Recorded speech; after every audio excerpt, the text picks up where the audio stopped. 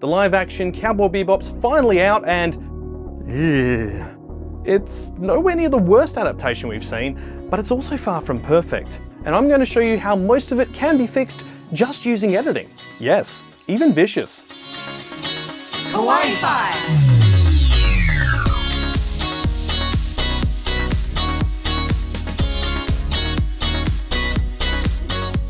Hey, it's Kyle here, and Netflix's live-action Cowboy Bebop is finally here for us to watch, warts and all.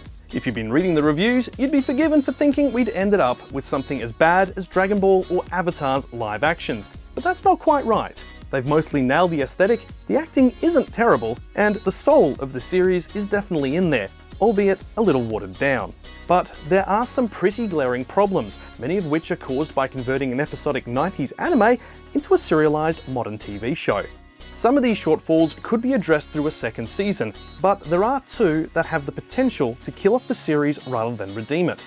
So hit that subscribe button and let's get stuck in.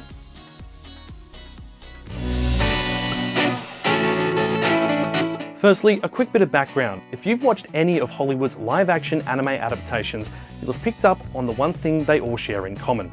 They just don't feel right.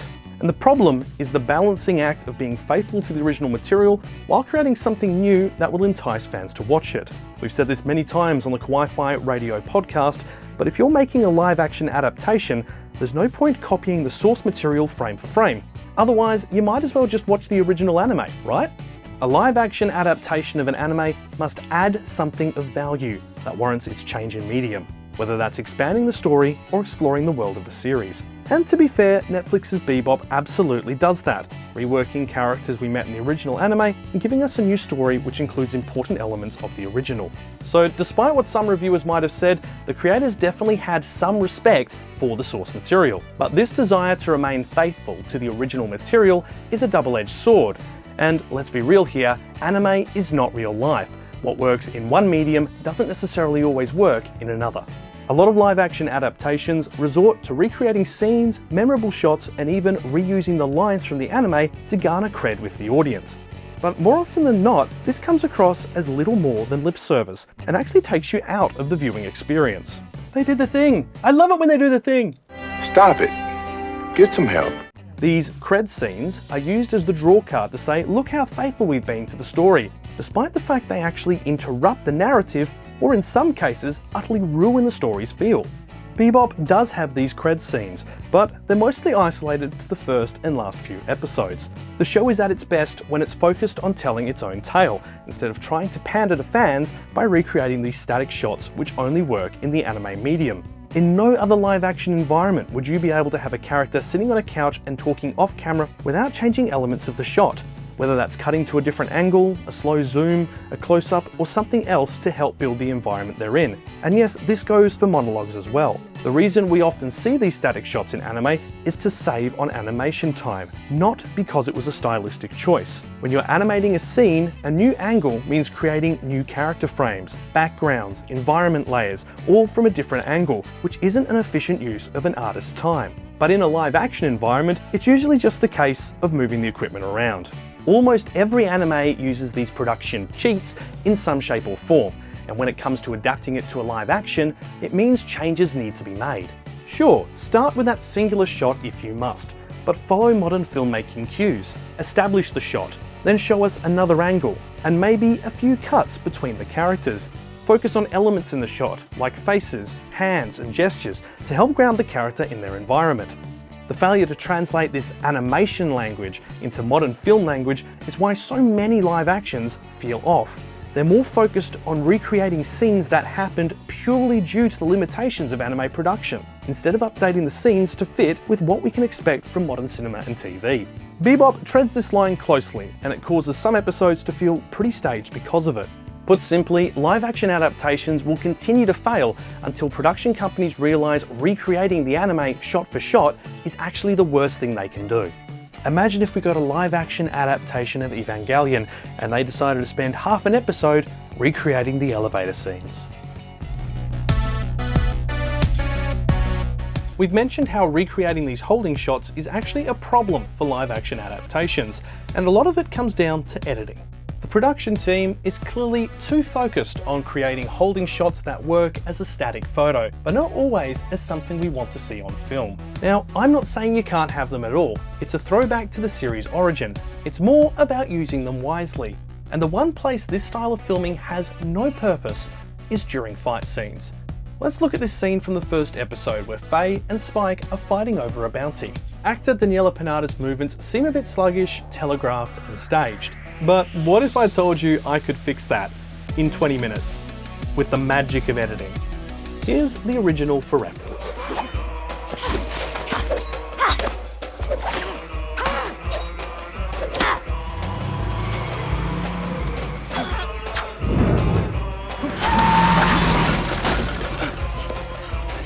I'm gonna give you one last chance to stop this shit before I kick you.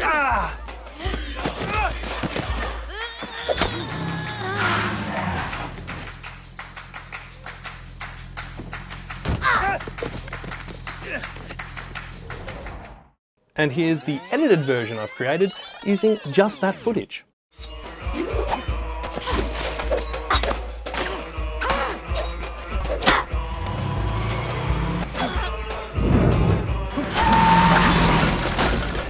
I'm gonna give you one last chance to stop.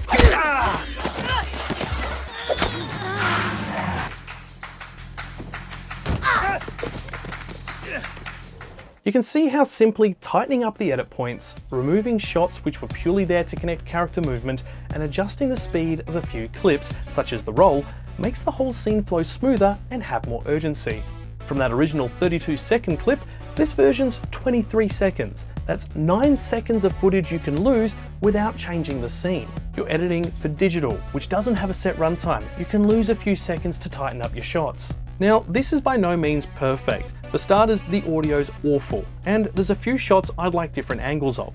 But it shows that it's not just the choreography that's at fault. It's the way it's been edited to have these long shots that in a real fight would be faster and more fluid. In fact, I'd bet that's why the choreography looks stilted in quite a few scenes, because they've prioritized the actors getting these holding shots over a smoothly flowing fight scene. And just with editing, you can fix what is arguably one of the biggest problems with Cowboy Bebop's Netflix adaptation, Vicious and Julia. Like most live-action adaptations, one of the biggest concerns around Netflix's Bebop was the quality of the acting. And to be honest, it's actually not too bad. John Cho settles into the role of Spike over the course of the series, but it's not until about episode 3 that he seems to really have hit the stride and found his groove. I'm sorry, but you've thrown off the Emperor's groove. His character is written a little bit different from the anime, and there's definitely a lot less trust between him and Jet. On the note of Jet, Mustafa Shakir has utterly nailed the character. Voice, disposition, and even some mannerisms. He's hands down one of the best actors on the set, and it feels like he was born to play Jet. While there are definitely some issues in that opening scene in the casino, which has some of the worst dialogue in the entire series. Come on, Spike! We have to take them alive. How many times have I told you? From episode 2 onwards, Mustafa is literally the glue that keeps the show together. Similarly, with Daniela Pinata, she plays a very different version of Faye Valentine, who brings a much more uncertain wildcard aspect to her character. And yes, I'm very glad they changed her outfit. This is live action, not anime. If they recreated that outfit, not only would it show a lack of respect for the actor, it honestly would have made it feel like a fan film. Spike's popped collar is enough to remind us that the series came from the 90s. But while the main crew are fine and dandy, there is an issue with some of our villains. Two in particular. The recreation of Asimov and Katerina for the Red Eye story is pretty well done. Abdul Hakim, Teddy Bomber, and Maria Murdoch are also good takes on their originals too, even though they're all a little rough around the edges. We get it. You're gonna blow us sky high. Right, I understand. But hands down, the best villain was Mad Perot. Josh Randall has personified the character, and connecting him with the overarching plot makes him one of the most compelling villains of the series. And I'll say it, I think it was just as good, if not better, than the anime. If you're going to watch just one episode of the Netflix series, episode 8 is the one, no question.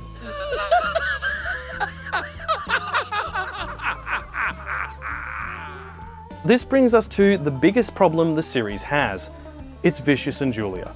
In the original anime, both characters didn't get a lot of screen time, and using them to tie the series together into a continuous serial is actually a pretty good idea. I don't dislike the story they've created. The problem is its implementation is woeful. Alex Hassel feels like the wrong casting for Vicious. His interpretation is so far from the original character that it's not even on the same planet. There's no menace, he's just a wannabe gangster, and it's something he even talked about during an interview. He was asked how he would compare the character to the anime version, and he said he wants to be the Vicious from the anime. He desperately wants to be seen by the world as that Vicious, and to see himself as that Vicious, but he's actually this effed up thug who's very unhinged and much more unstable. That's a big problem. If your character is trying to imitate the character you're meant to be playing instead of playing the role, you might as well be cosplaying. In the anime, Vicious had a powerful and menacing presence. He didn't need to yell and scream every time he appeared to make a statement. He let his actions speak for him, and you'd wonder what was going on inside his head.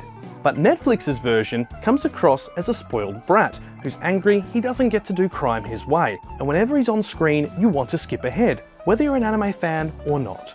But what if I told you I could fix that?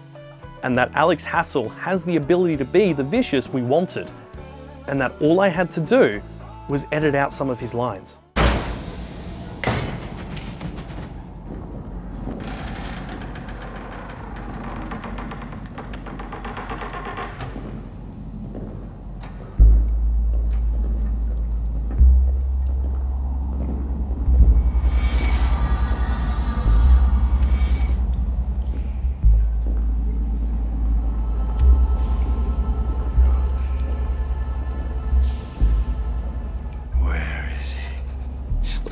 I swear, it wasn't our fault.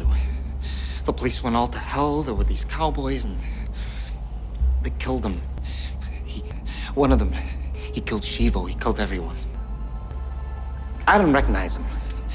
But Shivo, he called him fearless.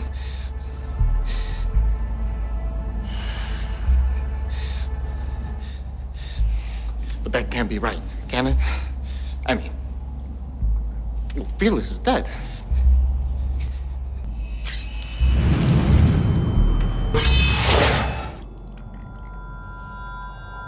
Find this bounty hunter. Bring me his head. Just like with Faye, I've removed a few shots that dictate where the characters are in the scene. There was too much walking and it made it seem far too surreal. I tightened up the shots of the doors and cut the zoom into Vicious before anyone could enter the shot, allowing them to approach quicker. But the biggest difference is, I shut him up. Having Vicious standing there muttering just makes him sound like he's trying to be some edgy child. He now only has 3 lines, and all of his reactions are shown through body language instead. Even with that awful wig, he has an air of menace to him. The only part I still hate is the sword attack and those awful CG fish, but that's what I've got to work with. This edited version is 40 seconds shorter than the original, and it shows you that with the right direction, editing, and understanding of the character, that Alex Hassel could be an amazing Vicious. Julia also suffers from many of the same issues, and expanding her character art has removed her mystery, making her seem naive, immature, and irrational. Her character contradicts herself from one scene to the next, and this becomes more prominent as the series goes on. So what if she was introduced in a more subtle way after Vicious's unveiling? I cut that final scene in half, and this is what it looks like.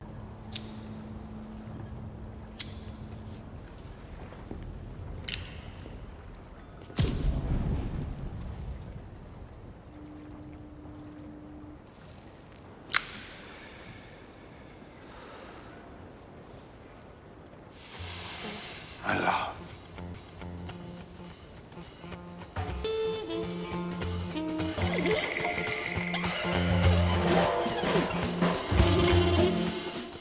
Once again, less is more here.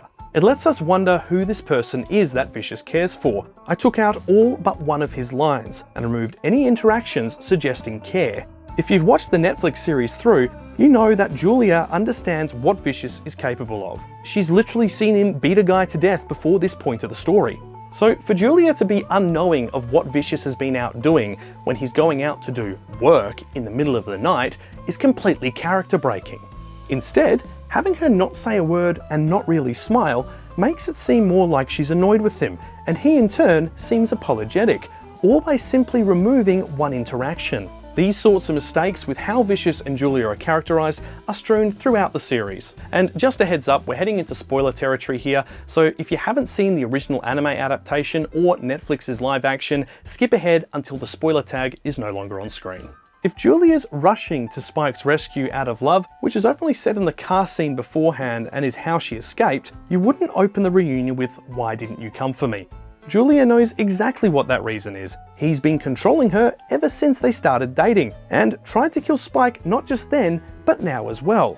Julia isn't ignorant, she's fully aware of what's going on with Vicious. Otherwise, why would she strike a deal with Mal to have him killed by the Syndicate, with her reward being freedom from the crime group?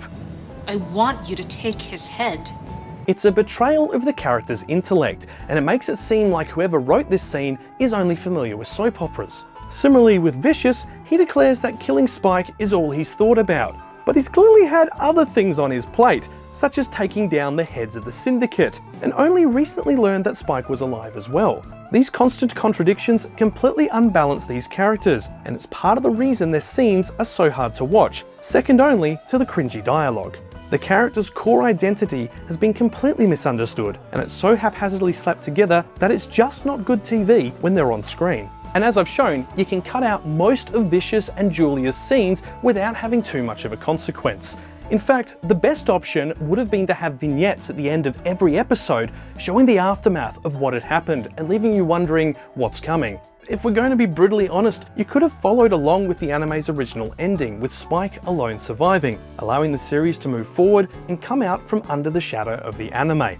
Instead, Netflix have given people a very good reason not to watch a second season. We could have had a season-long bounty hunt with a master criminal terrorizing the system, and the Bebop team catching them for a big payoff in the finale. But instead, it'll be more of a Bonnie and Clyde of the Syndicate, and that will likely seal the live action's future.